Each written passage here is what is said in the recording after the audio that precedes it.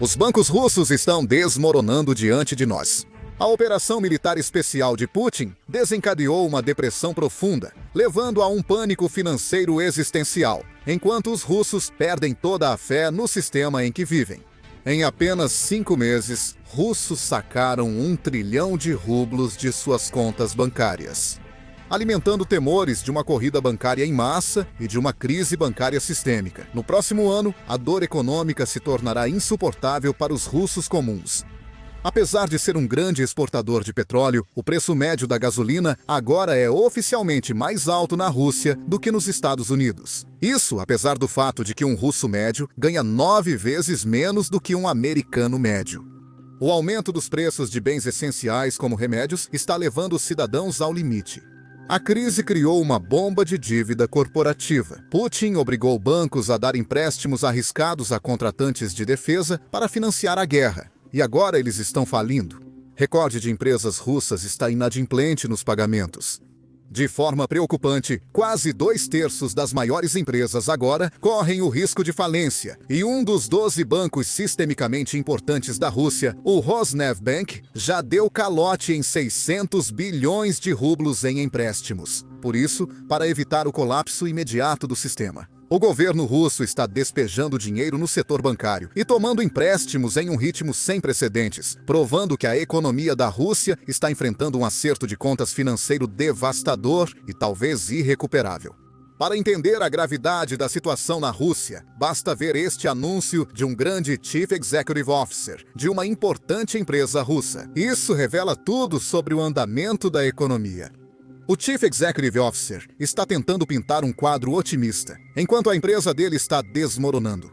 É por isso que ele diz que está crescendo, mas só que no negativo. Ouça só, ainda temos todo o mês de dezembro pela frente, e vai ser só crescimento.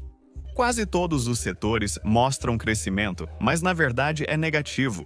Infelizmente, nosso mercado tem estado em declínio nos últimos anos, devido a certos fatores econômicos. Assim como no ano passado, sabemos que este não será um crescimento positivo, mas negativo.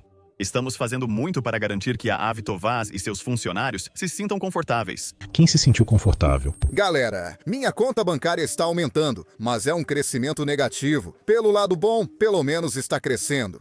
E prestem atenção em como o Chief Executive Officer está assustado para realmente dizer o verdadeiro motivo pelo qual a empresa dele está com dificuldades. Ele fica tipo, estamos com dificuldades por causa de várias tendências negativas do mercado. Estamos perdendo dinheiro. Mas ele não quer dizer quais são essas tendências de qualquer jeito. Acho que sabemos quais são essas tendências e o que mudou nos últimos 3 anos. A chamada Operação Militar Especial.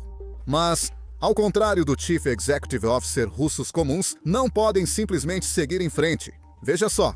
Aposto que você nunca pensou que veria isso algum dia. A economia russa enfrenta outro momento difícil, com russos percebendo que o preço médio da gasolina já supera o dos Estados Unidos. Sinceramente, isso não deveria surpreender tanto quanto parece. Eu sei que a Rússia exporta muito petróleo, mas os Estados Unidos, na verdade, são o maior produtor de petróleo do mundo atualmente. E nós estamos no topo desde 2018, se não me engano. Então, já faz quase 7 anos.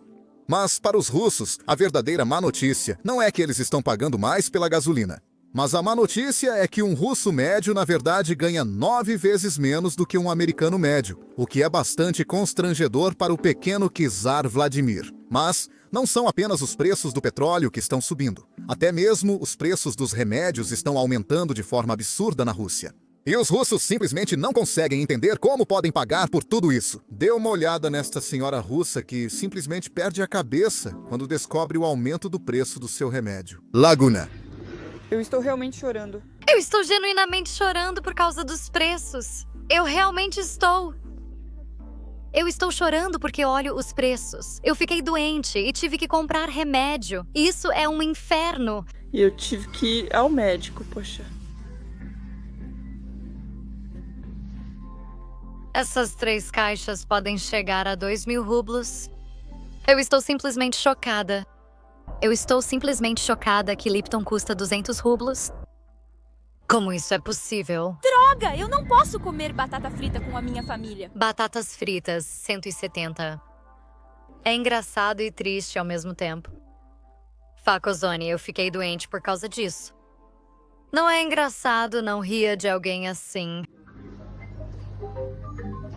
Não tem graça, você não pode rir assim. Bem, isso só mostra que os russos estão começando a sentir de verdade a dor econômica causada por essa guerra.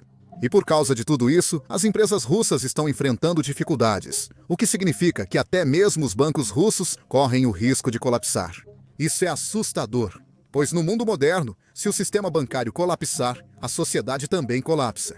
Agora, para entender essa crise bancária, precisamos olhar para o início da invasão, porque foi nessa época que Putin forçou muitos bancos russos a conceder empréstimos que eles realmente não deveriam ter concedido. Putin queria que suas empresas de defesa crescessem rápido para aumentar a produção e realizar a operação militar especial de 3 dias.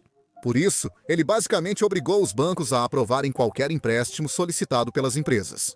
Bem, agora que a economia está desacelerando, esses empréstimos estão voltando para cobrar. Putin.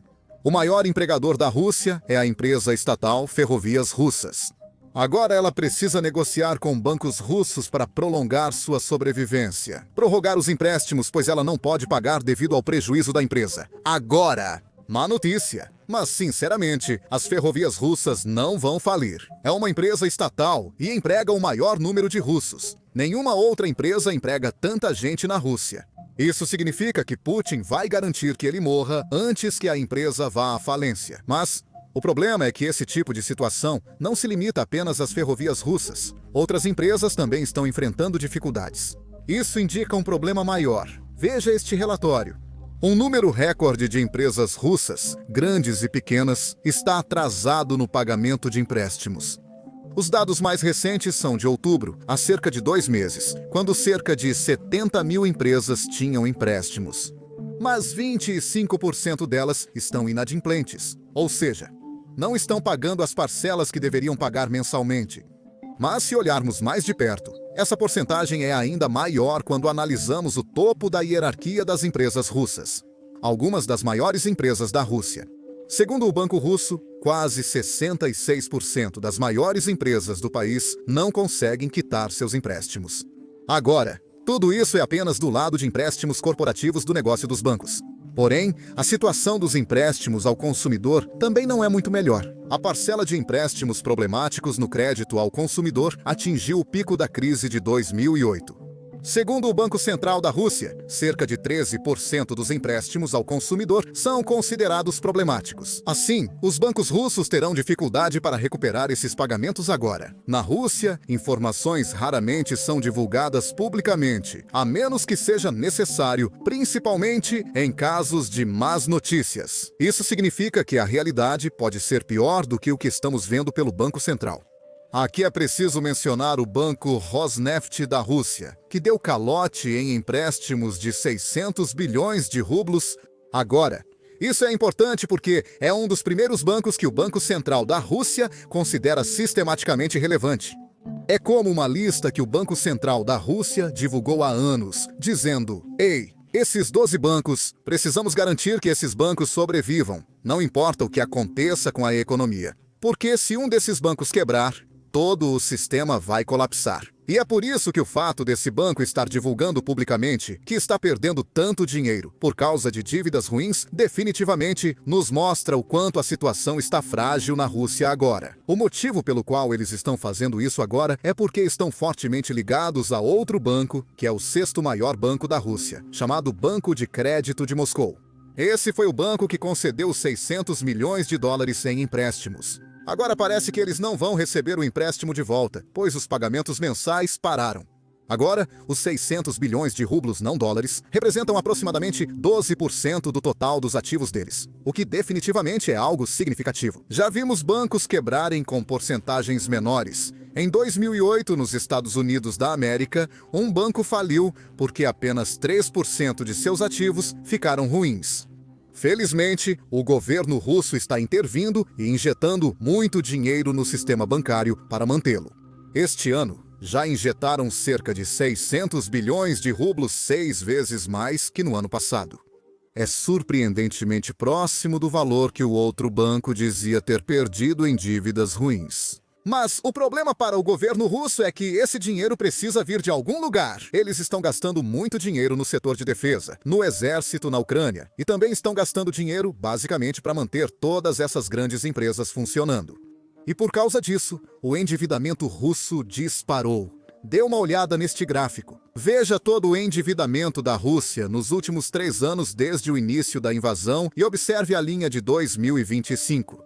Está aumentando numa taxa inédita na Rússia, o que é realmente grave. Essa frase resume bem quando dizemos que a economia russa enfrenta sérios problemas.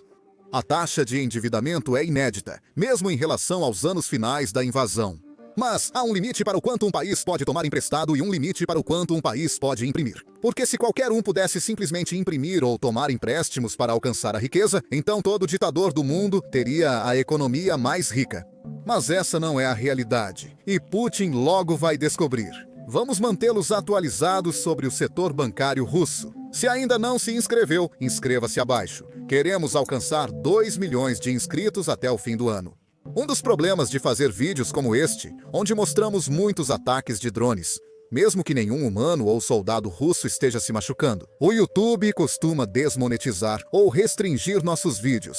Só na última semana, 4 vídeos de guerra foram desmonetizados. Segundo o YouTube, imagens de ataques de drones ou da linha de frente não agradam anunciantes, por isso, os vídeos são restritos. Mas essa é a realidade da guerra moderna. E essa é a guerra que os ucranianos estão enfrentando e tentando sobreviver. Por isso, achamos importante mostrar tudo isso e lançamos nossa plataforma, Basics Insider. Construímos do zero, sem restrições. Não precisamos borrar ataques de drone, imagens da linha de frente ou bases aéreas russas destruídas. Além disso, nós realmente não exibimos nenhum anúncio no site. Assim, não precisamos nos censurar só porque os anunciantes não estão satisfeitos com o que estamos cobrindo. Nós não financiamos o site por meio de anúncios, nós financiamos com o seu apoio. Se você gosta desse tipo de conteúdo e quer ver nossos vídeos sem censura e acessar extras que não podemos postar no YouTube, junte-se a nós em basicsinsider.com. Clique no link na descrição ou escaneie o QR Code na tela. Ao se juntar, você pode assistir a todo o conteúdo enviado e aos vídeos futuros. Você também apoia nossa cobertura e canal. Obrigado! Sou Sam e nos vemos no próximo vídeo.